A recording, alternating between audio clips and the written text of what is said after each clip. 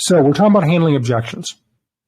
So we are on the wiki, excuse me, the Advisor First Wiki, P6. P stands for people.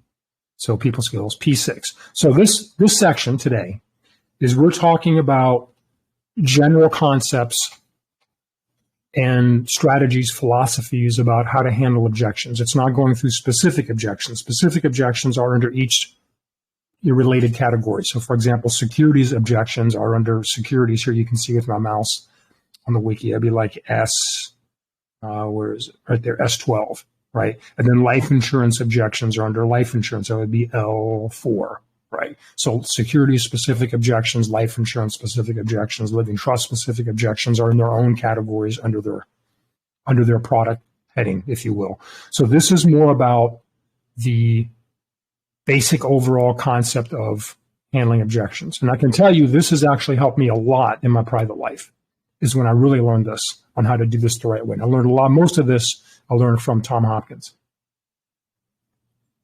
best sales trainer ever. So, okay. So let's go down here. I'm not going to read all this, okay, because you can just do that on your own, but I'm going to point things out and then give you kind of my flavor and my commentary on it. So there is, of course, a lot of stuff from Nick Murray about how he handles objections. And one of the nice things I like about Nick is that he always calls them Q&A, which is question and answer.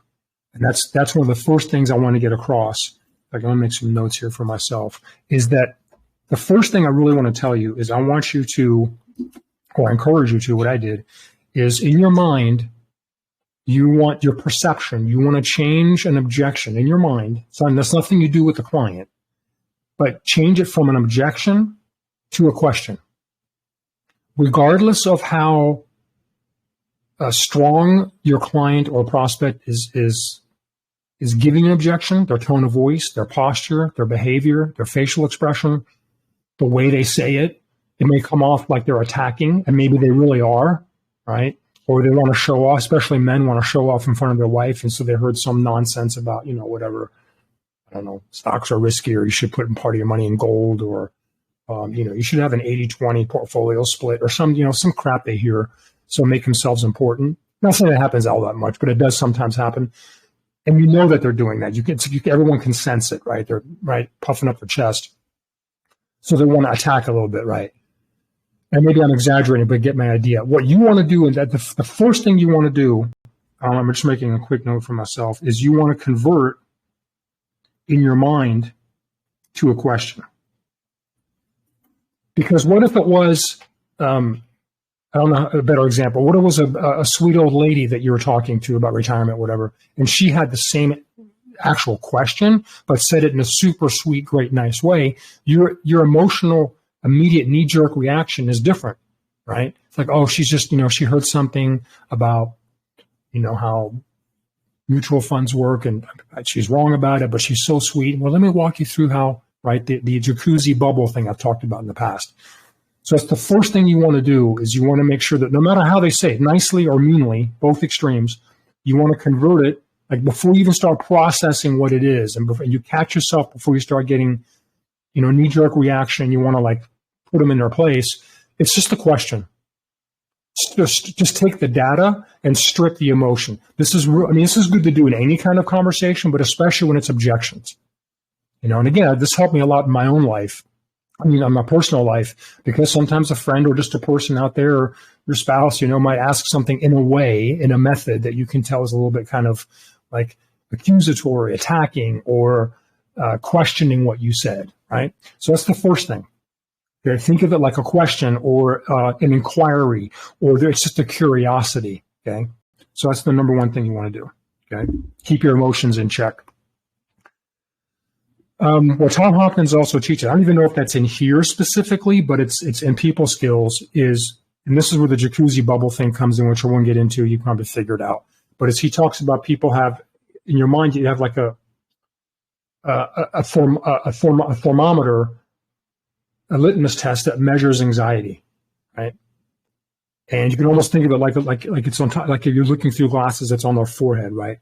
And you always want to keep people in like the comfortable anxiety. It's okay to have a little up and down, but you never want to make it more anxious or frustrated or stressful or all of those negative emotions.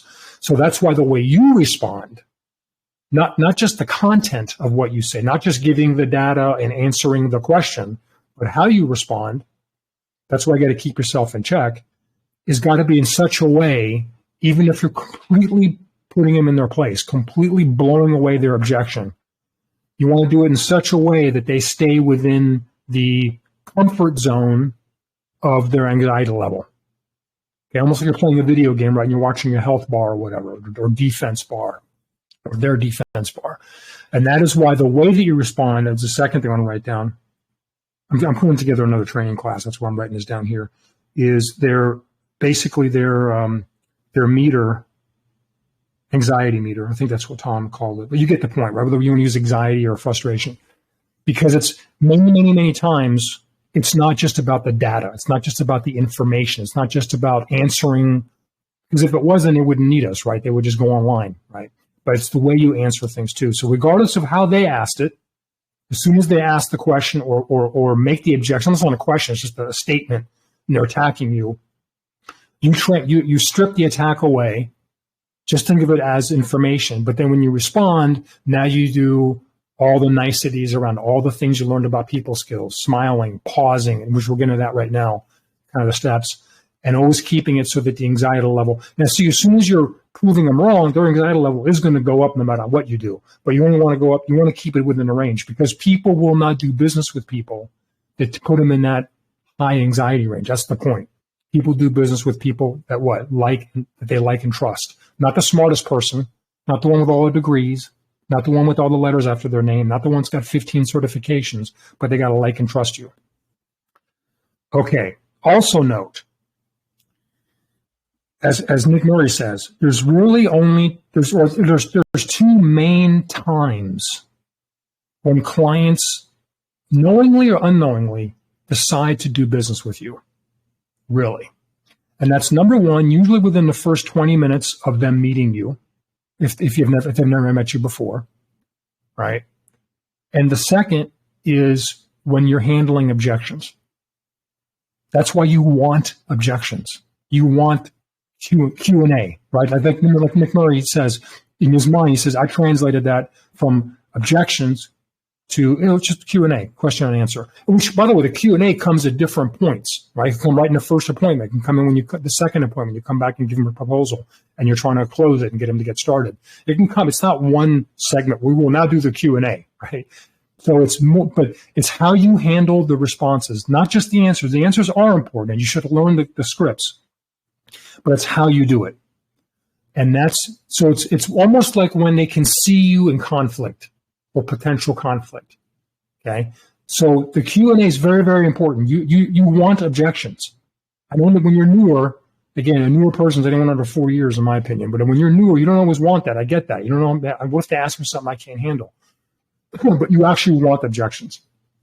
Okay, it's not when they don't decide to do business with you necessarily when you show them the data of your incredible, amazing portfolio plan strategy that is the best ever, that you spent, 27 hours working on, and you printed it out on beautiful double-sided, glossy, $1-a-piece of paper and bound it and all that. That's not when they do. That's what you think. You think it's when I give them a beautiful plan that's perfect, that's when they do, but it's not. See, everything has to be in place. I mean, if you have a crappy plan and you have a crappy product, and they can kind of start seeing that, no matter how great your initial people skills were in the first 20 minutes, no matter how beautifully you handle objections, you're not going to get their business. Okay. So it's like with everything else kind of being equal and being reasonable, at the end of the day, that's when they can see you. Because remember, they buy you. I know when you're newer, you think it's all psychobabble, but it's not. They buy the person. Okay. To a degree, within reason. Okay. So, and as Tom Hopkins says, until they give you objections, you're just telling. When they're asking questions and they're giving objections, that's when you start actually selling. And selling, we mean that in a good way, of course, here in our group, because you're always selling ethically, right? And, I don't know, maybe some of you that are new, or maybe you've been in sales in other industries or whatever, but whether you know this or not, You know what the worst thing is a salesperson can encounter, other than not getting the appointment, but you're on an appointment. You have whatever it is. Maybe they come in to buy a car and you have an appointment, you sit down. You know what the worst is? When no one says anything. It's when no one says anything. That's the worst. I'd rather have a guy that's like, trying to be a bully and punch holes, because it actually, at least he's somewhat interested. He's interested enough to take his time even to attack me. Now, maybe he's doing it for fun and out of spite. I'm obviously extreme example. I don't know if that's ever even happened to me, but sometimes you get people who are kind of a little bit, right, they want to attack everything. But at least they're interested. At least they're engaging, right? So you want objections and questions, because it means at least to some degree they're interested enough that they're taking their time, whether you meet at an office, in their home, at Starbucks, on the phone, webinar, whatever it is, they're engaged, okay? They show interest. That says it right there. Okay. There is never argue. That's kind of obvious. Okay. Well, it is, but it actually is not obvious. I mean, how many times do you go someplace and you see two people talking? Maybe it's politics, God forbid, or like sports, right? And this guy likes this team, this guy likes that team, and they get into like a borderline argument, right? So this is what you want to avoid, is all these type of things. So let's talk about that. So this is kind of what today's really about, is how to handle this. And I'm telling you, if you just, well, let me just say it this way. It's tremendously helped me in my personal life as well, okay, is whether it's, again, politics, sports, diet and exercise, any kind of borderline controversial topic that you may get involved in, and you have an opinion, they have an opinion. But of course, we're talking about it here in our business. But let me just take a look at one other thing here. Okay, good. So this is the way they did it. All right. So let me start with this one. Incorporate handling objections into your presentation. All that means is, Tom Hopkins calls that bragging the objection. If you haven't, okay, I'm going to give you contradictory advice, almost contradictory. And that is, number one, you never want to help someone with their objection, right? If they have an objection, and like you've heard it before, of course, and there's even more to their objection, let's say, or they could even phrase it better because you've heard it from both sides 1,000 times. You don't need to help them with that. As Tom Hopkins says, you don't have to help them with their objection, right?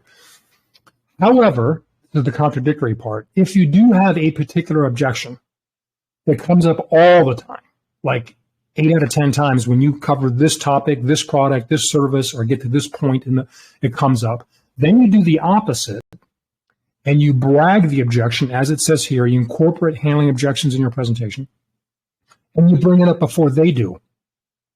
Because when you do that, it takes the sting out. It just massively diffuses not that the objection is totally handled, but it definitely diffuses the power of it, because you brought it up. And it's like you brought it up, that that's there, and that's what they're thinking. He knows it's there, it's obvious, and this is how he covers it. Probably the best example I can give, the one I use the most, is on living trusts, which we talked about earlier. And that is living trusts aren't cheap, especially from a quality company like Heritage. It's about $2,500. It depends how much you charge. I'm not going to get into all that today, but round number, $2,500. So when I talk about a living trust to a prospect or an existing client, I think they should get one. Very early on in that little conversation about trusts, I bring it up. I don't wait for them to ask me. And I know some sales things always talk about never tell the price till the end. I don't do that. I do it right. Hey, there's probably 2 big disadvantages in getting involved with living trusts. Number one is it's not cheap. It's $2,500, right? Or whatever the number is. Okay, it's $2,600 to $3,000. I know Julian, when he was doing trusts with another company, was charging $5,000. So that's how I'm up front. But it's a one-time cost. You're protecting probably your largest or second largest asset in your life, which is your house, and you're doing it with a quality company, been around for over 3 decades. The second issue I tell them is it's paperwork. I'm not going to lie, it's a lot of paperwork, and it takes weeks to get done because it's this one, then that one.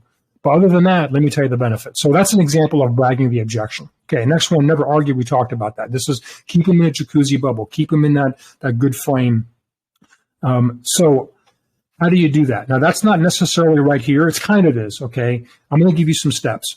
The first one, and I don't know why I don't have this on here, because this is from, well, it kind of is. Okay, so the steps is, so there's the actual steps. The first one is let them finish. I guess that'd be this one down here. Don't interrupt an objection. And this is hard. I do it to this day, and I've been studying sales for over 30 years. I got involved in Tom Hopkins probably at least within the first 2 years of getting in this industry. And he's the best sales trainer on my mind, just in pure general generic sales, right, of all industries. Tom Hopkins. How to Master the Art of Selling. That's the book you want to get. And I still screw this up. And what you need to do, in fact, I would even say this right here, other than the actual meat of the answer to the question, this next step, I feel, was the most important for me in diffusing the objection and keeping everybody calm. And that is that when you're getting the objection, that's coming at you. Again, strip away all their negative emotion, if there is any. Sometimes there isn't. They're literally just asking a question. You need to, number one, tell yourself, STFU. Don't say anything. And what I always told myself was, Michael, you're going to get your chance. Because halfway through their objection or question, I already know what they're going to say. I've heard it 1,000 times. And I'm ready to jump in there and give them my answer, right? I'm going to actually go stop with screen. There we go, right? I'm ready to jump in. And I still do it to this day, and I catch myself. Or afterwards, I go, oh, I screwed up again. But I do get better at it. So you want to keep calm. And, back in the day, back just a few years ago, everything was, or not everything, a lot of things was done face-to-face. So I'll talk about face-to-face because it's the hardest way to do it. And if you can do it face-to-face, then it's even easier on the phone or even easier on a webinar like this or however it is you're meeting them. But what I would do, what Tom taught me, was keep your feet planted on the flat and pretend there was metal spikes through the top of your feet, okay, without the pain, but they're glued to the floor, however you want to think of it, the metaphor. And don't do the bouncy, right? Don't do, whatever, all this. Because everything starts the fidgeting starts in the feet, okay? So keep them flat, keep your shoulders down, just relax. And have the best possible soft, open expression you can have that you're interested. You're not doing this, but you're interested. Maybe even a slight, small nod, and everything's relaxed. And your mind's racing. I know it is. It still does to this day. Your mind is going, this is how I'm going to handle this. This is how I handle the objection. Maybe you're even trying to pull it up right now, right, in your mind. But that's all internal. On the outside, right, you're like that duck on the pond or the swan on the pond, whatever, where on the surface, everything looks smooth, but you look below the surface, those little feet are pedaling like crazy. And that's the way you want to think about it. Tom says you have butterflies in your stomach, and that's okay. You just want to get them to fly in formation, okay? On the outside, you're super calm. And that is because it's got to be the human connection. Because they're not stupid either. If they already start seeing you reacting to what they're saying, and they can almost like see you kind of gearing up, or maybe even kind of going back to do it, to do a right or a left cross, right? They can already see you gearing up for it. And then what happens when you watch two people argue, the other one, before you even say anything, if you just kind of like ready to say something, then they start doing the same thing and get louder. Like watch human behavior, right?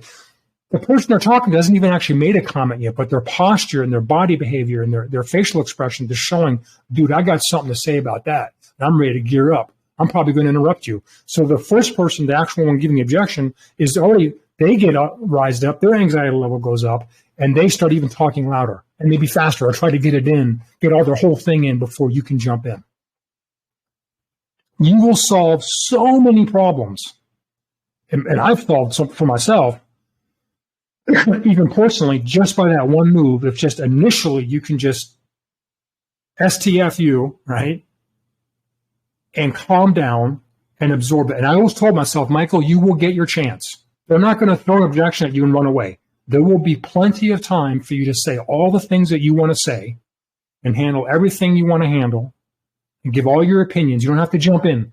Let the person finish and absorb it like you're super interested, and what they're saying has at least semblance of some sense.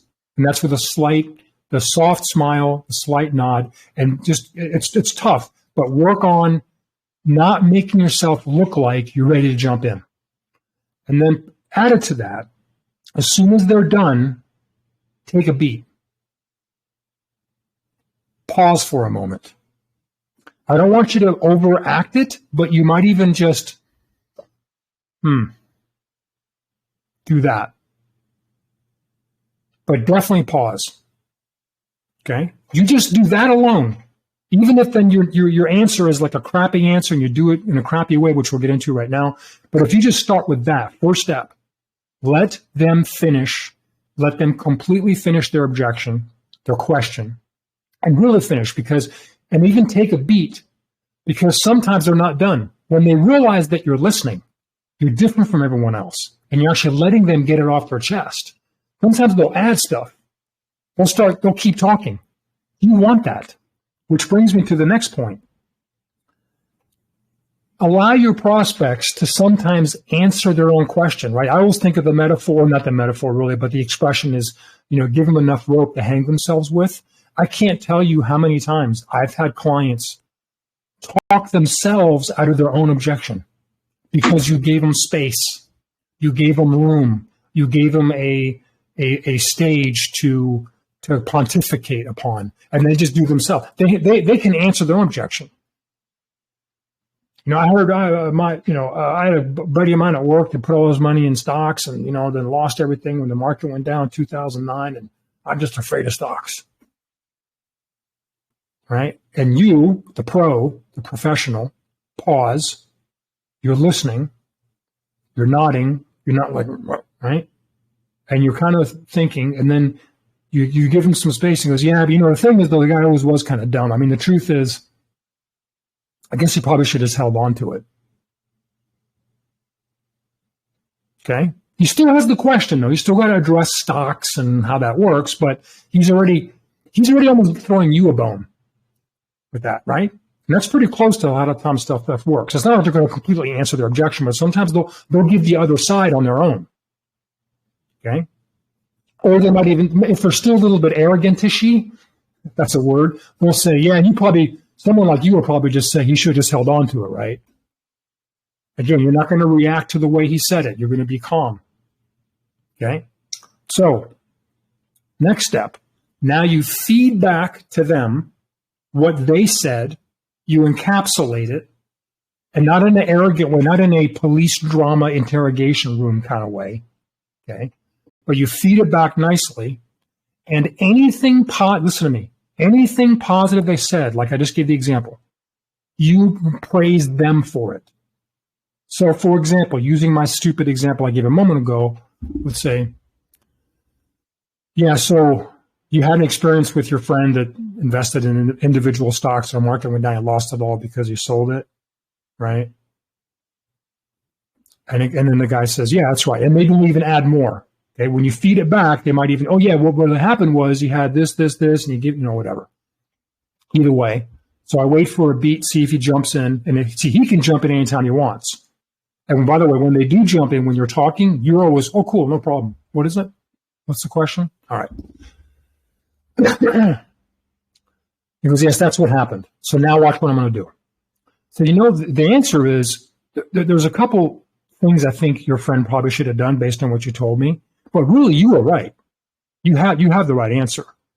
Is the overall answer was he should have just held on to it. It's like if you buy a house at $100,000 and the value of the house for whatever reason goes down to 75, you're not going to turn to Mary and say, hey, Mary, the house value dropped by 25%. Let's sell it now and get out before it goes to zero. You just don't sell it, right? You're still in the same house. The house is the same. Anyway, that's how you guys have heard that before. That's how I would handle that. But notice what I did is, you're absolutely right. Yeah. I mean, part of the answer is he should have maybe not picked individual stocks. We can get into that. There's a method of investing in the world's great companies. It's called a mutual fund. But beside the point, your strategy is really the main key. You should have just held on to it. So now what I've done is I've given kind of the answer I want to give in this example, but I've also given him credit. And I don't overdo that. Okay, and I don't give him credit when it's not there because then it feels like a technique. But if they actually said something, when I let them kind of hang themselves by giving them space and time, and they said something that was the right answer or part of the right answer, I'm going to jump back and say, you were absolutely correct, nodding my head. You were right. That's part of the answer. That's part of what they should have done. And sometimes what I've also done is even said, that's a great question. Like that's how I start off my response. Because then I'm almost like demonstrating by my posture, my facial expression, my demeanor, and that statement. That's an interesting question. That's a great question. That question does come up a lot. It's important. Is now I'm actually stating out loud, I know you're attacking me. I know you're trying to be the bully, but I'm going to pretend it was just an innocent question. See? All these little tiny things. Okay. So you've remained calm. You've remained open. You've remained in a way that feels like you're asking, in a way that you're just absorbing a normal question. When they're done, you let them finish. You don't interrupt. When you're done, you give a beat. Sometimes they even continue. You let them continue. You give a beat. You give the answer very gently, very softly, keeping them in that anxiety, keeping them in a warm jacuzzi. All right? Everything's soft and move gently. There's no sudden movements. And you responded by feeding it back to them in an encapsulated way. So you're saying this, but not like in a Nazi interrogation way. So what you're saying is you were there at 3 a.m. It's not an interrogation way. It's right. And never like the question stupid or it's dumb. You guys get all that. Now you want to give the answer. So you want to give the answer. And in the meantime, by the way, when you're the nice thing about giving them that space and that is that you get the time to think about, okay, what's that objection? Okay, I remember reading this, right? Because Michael always says you got to practice your scripts. And I remember reading that question about what happens when the market goes down. What's the best way to handle it? Oh, you know what? I'll use the real estate example. And that's happening at, lightning speed, but it gives you a beat to think about it too. And then you calmly give the answer. And when you give an answer, you're always adding in that nice people skills. When you're getting it from them, you strip away all the negative people skills. But when you're providing data, it's always in a easily to digest pill, right? You got to understand something, guys. Whether we like it or don't like it, whether it's just or unjust, fair or unfair, is your clients are humans. They're not robots. And that's why I said 1,000 times, if I said it once, your people skills are almost more important than your financial skills. The old adage about build a better mousetrap and the world beats a path to your door is not true. That's not how it works. The one who has the better product doesn't win. We have the better products, but that's not the reason that you're going to win. You're going to win because you're talking to human beings and you do it in a nice way. So now you give the answer, again, encapsulated in a nice, soft way. I'm not going to go to specific objections because you can do that. This is more about just the general idea. And then you can confirm the answer. Now, this is where I think this is actually a little bit tricky. Because as I've talked about many times before, you don't want to use the same test question more than once, maximum twice in a presentation. So one of my expressions I use in my daily life is, does that make sense? But I can't every single time they have a question, especially in the same meeting, and then give them the answer, do all the things we talked about, give them the answer, and then close it by saying, or tie off the loose end and saying, so does that make sense?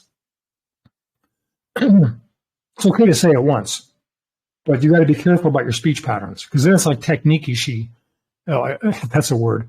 And or at a minimum, it comes off like just, it's like it becomes annoying. It's like if you ever talk to people and they have kind of the same expression every single time. So you can say different things. You say, so how do you feel about that? Or does that answer that? Okay. Sometimes I don't even do a little, it's called a test close, right? Because you're closing the loop on at least that question. I'll just kind of stop and just kind of gauge your reaction and give them space without asking a question. It's basically a movement that demands a response. I'm like, I'm done now, and tell me your opinion without me actually saying, hey, what's your opinion? But it's good on a general, especially if it's a larger objection, it is good to confirm the answer as it says. Well, I know you guys can't see the screen right now. Okay, now, the next thing and final thing you want to do is you want to change gears. So when you've given the answer, you've handled the objection, you've answered the question, however you want to look at that, and then you've closed it out. Does that make sense? How are you feeling about this? Does that resonate with you? Any more questions about that? And then they say, no, it's fine. I get it. Okay. And sometimes they'll say, yeah, I'm not 100% convinced, but it's fine for now. It's good. And I let them have that. Usually when people say that, by the way, they are convinced. When people say something to that effect, I'm not totally sold on that yet, but it's fine for now. We can readjust it. I'm telling you, they're at least more sold on it than what it sounds like. They just don't want, their pride won't let them totally admit that you just blew them out of the water. Especially men. Okay? So take the win. Don't go, oh, what do you mean? What do you mean you're not totally sold? You're not totally sold? What do you mean? Okay? Especially if they said, that's fine for now. Now, if they say, well, I'm not really totally sold on this yet. Or the idea, not the whole program. I'm not sold on this whole stock thing. And they stop. They say, oh, okay, tell me more. And that's okay. But if you ask, so does the idea of just holding on to it longer kind of resonate with you as opposed to selling when it's cheap? Yeah, okay, it makes sense. I'm not totally sold on the whole stock thing, but yeah, it's fine. We can move on. Or it's fine. I get it. So you got to use your common sense here a little bit. So, if they say anything to the effect of, I kind of get it. Let's move on. We can readdress it later. I'm not totally sold on it. I'm not totally convinced. I'm not completely persuaded, but let's move on. So if there's any indication about let's move on, you move on. You're going to annoy them more if you're trying to dig in. Alternatively, if they say, well, I'm not totally sold on this yet,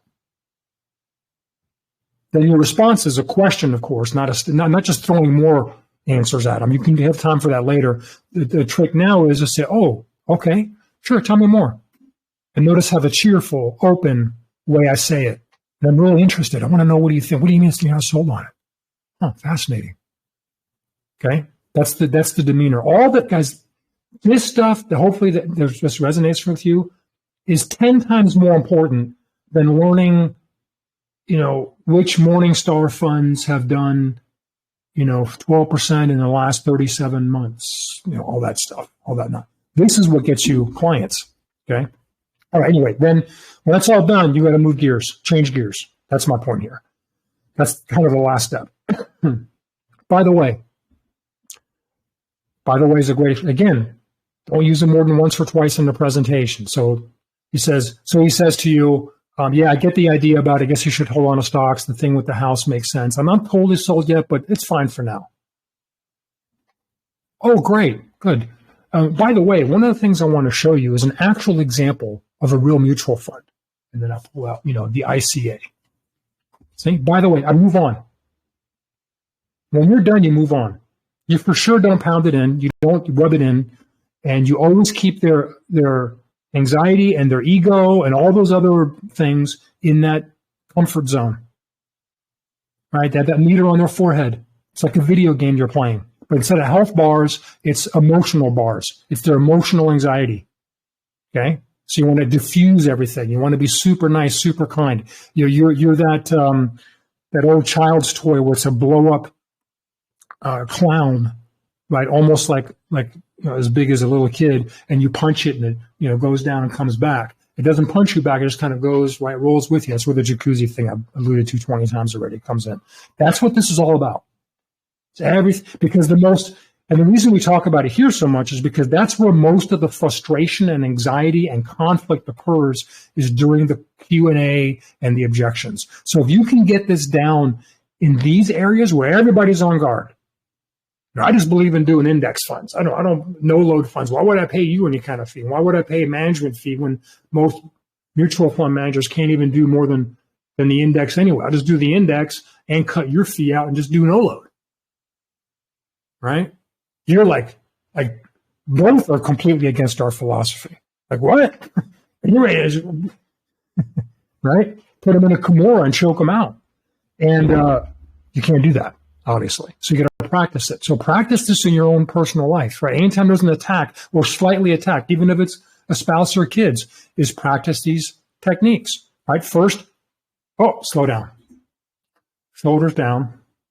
If you're sitting down, feet flat on the floor, do it softly, not like you all of a sudden moving. I am now in objection receiving mode. Yeah, I'm not saying do that. You do it slightly, okay? In fact, just like when you're getting ready to close, you don't want to make any major changes. Okay, well, let me tell you how this works. You don't want to do anything like that. So if you're in a weird position, just kind of slowly move. The point is you want to just relax everything.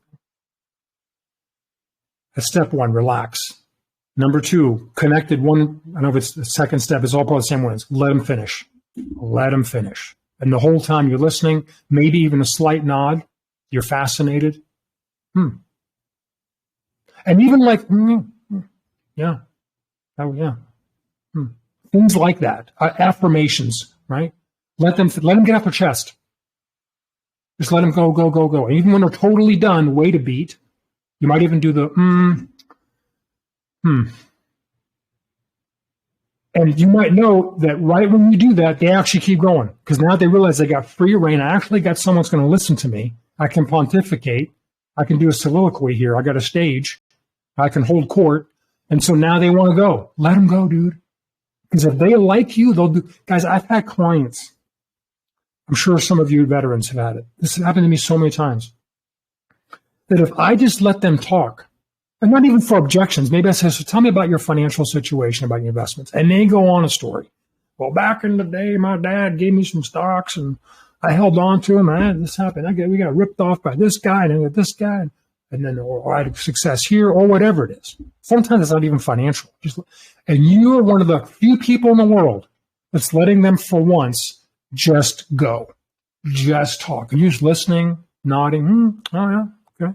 And you got to work really hard. At least I had to work really hard at shoulders are not up. I'm never, showing, and I'm exaggerating here, but they can see the micro reflections, micro reflexes. Everything's calm. The point is, you are open. I'm sorry. You're letting them be an open book. You're absorbing. But they don't even know, like barely how mutual funds work, but they like you. They trust you. And so they're finally done, like 30 minutes later, right? They're talking about something else. Like, you know what? I brought you over because I saw your ad about 401ks. I got to do something on 401ks. So let me just show you. So what do you think I should do? They're like ready to do business with you. They don't even understand. Like, well, what I think is let me take a look. Well, based on first glance, knee-jerk reaction, surface level analysis, I think what we should probably do is move this over into a better management firm and get into an individual IRA that belongs to you instead of keeping it in a company pool with everybody else. So I'd probably say use American funds, IRA, do a transfer. Whatever. I mean, I'm speeding it up here, but you get the idea. They're like, okay, what was it? What do I got to do? I cannot stress it enough. Let people vent. Let people, right? So you do all that. And then when you have your answer, you're going to always package your answer in the best people skills you possibly can, soft and gentle. Then you give them the answer. If they had said anything previously that was correct in their objection, in their pontification, they actually said one or two things that is correct. You always give them credit. Hey, and you had mentioned, you made this statement about, don't sell when it's down, right? Buy low, sell high, not the other way around. And yet you're absolutely right. Warren Buffett's always talked about that. You're so right. So always give them it, right? Okay. And then when you're done, you give it to them, and then you can make a kind of test question to see where they're at. So tell me, does that answer your question? All gentle and soft, and in a way that invites them to continue if they haven't. That answers your question, right? You're not going to do it like that. Okay, it's going to be super soft. And they say, yeah, it does. And then you just do a by the way, move on to something else. And again, with the by the way, you want to do like, let me show you something here. You want to change it up. You don't want to always say by the way. Okay, that's it. Okay. All right.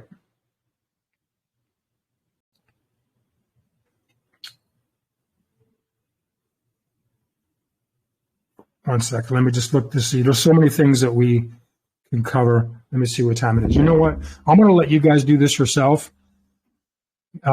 But at the bottom here, I do have on the same wiki module, wiki page, there's general objections you can use. They're not product specific, but are related to our business. So the first one is I want to think it over. And they'll say things like, I want to sleep on it. I'll get back to you. I'll review all the facts, then make a decision, anything like that. Okay, there's a way to handle that. There's actually a couple versions. You can look at it.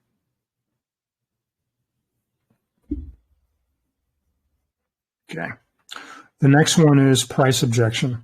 There's a lot of ways to cover it. I like this one I'll just kind of briefly mention. It's pretty good. And this may come into play with mutual funds, where you obviously have your fee as opposed to doing no load. I think living trust is probably the biggest area it comes into, because they can go online and get a living trust for $700 and we're charging $2,500. So the best way to handle that one, I think, is the iron triangle or the pyramid of constraints or triangle of constraints. And you may not say that. And what it basically means is in any product or service, there's usually three parts. There's the price, there's the quality of the product, and then there's a service like after you own the product. Okay? So the product physically itself, the cost of the product, and then the service. No company can offer any service or product and have the best of all three. You can't have the best product in your given industry, provide the best possible service, and then do all of that at the absolute cheapest price. Something's got to give. Now, there's degrees, right? So tell me, which of the three, right, quality of the product, the quality of the service, or price, are you willing to give in a little bit on? And of course, price is the one I mentioned most recent, right? I mentioned all three in that last closing sequence. You always meant the thing you want someone to pick is always what's mentioned most recent, right? You talk to your spouse, hey, would you rather go to Indian or Chinese tonight? The one you want is Chinese, so that's the one, right?